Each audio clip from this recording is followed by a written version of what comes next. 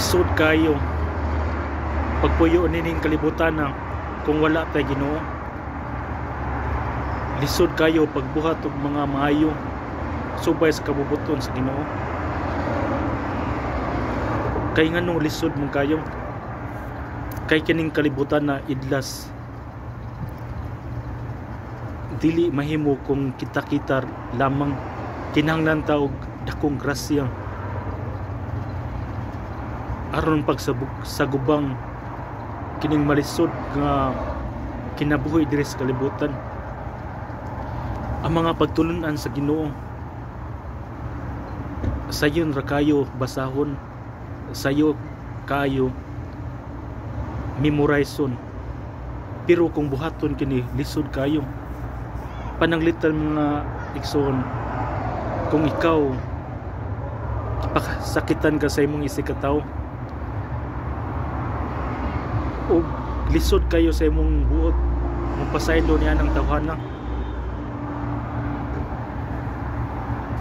Kay mingon ko ng Ginoo,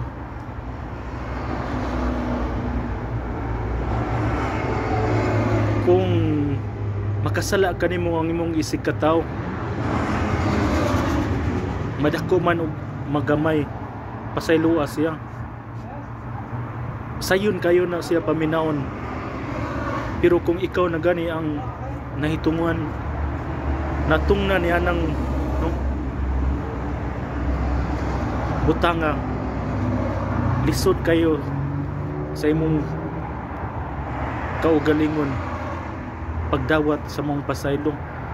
Ug kinahanglan natong dakong grasya, kinahanglan nato ang pagdawat sa kapasayloan. Unsa man ning mga grasya sa pagpasaylo, kinahanglan ginato ang gitawag og virtue, mga kaigsunan, virtue of humility, virtue of acceptance. Dawato nato unsa man natong mga nasinati, kasakit atong nahigaguman, kaisip naning kamot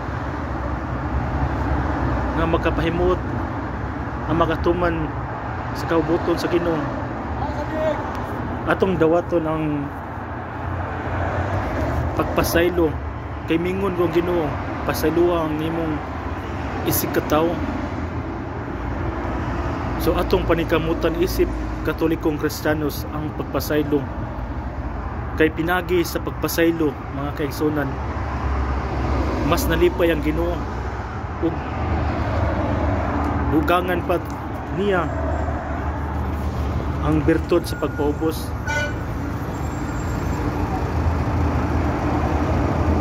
Ug iyang ituboy ang imong espirituhanon nga aspeto ngadto sa kahitasan. Mao na bitaw nga kinahanglan ng pagampo, kay matag karon og unya ang mga demonyo, mga spiritual being, mga dili makita nga kanunay nagdikta sa atong hunahuna nga buhaton kana mga butanga nga dautan. So ang giya nato kining pagampo sa Santos nga Rosaryo, kay mao kani bugtong maka dugang sa pagkabalaan sa tao. Kay si Birhen Maria atong inahan, mutabang kanunay kanato, kay bawo siya nga kita huyang, kita dali mahidagma og hilabi na sa tanan kining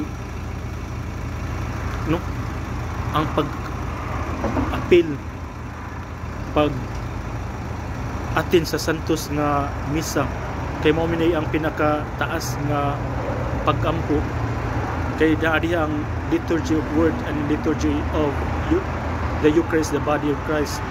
Ona pinagi Santos nga Eucharistia, ang uhaw na ito nga kalag nabusog ug natambalan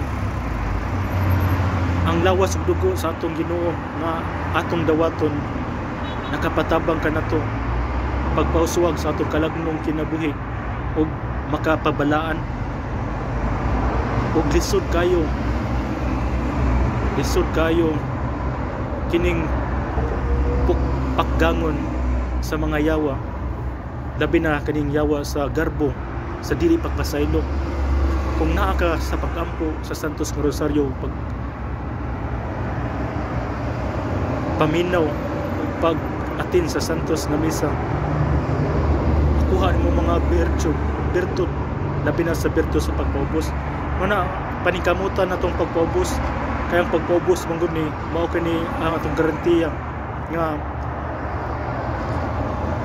usa sa garantiyas nga makasulod sa ginghari sa langit kay atong Ginoo. Grabe, King of Humility, grabe ang kamapaubsanon unta ato sundon si Kristo atong Ginoo, ipaubos atong kaugalingon, pasayloon katong nakasala ka nato og kanunay magbuhat og mayo alang sa kahimayaan sa Ginoo. Nya salamat kayo sa pagpaminaw, hinaot nga namoy nakatunan. God bless you all. Ave Maria.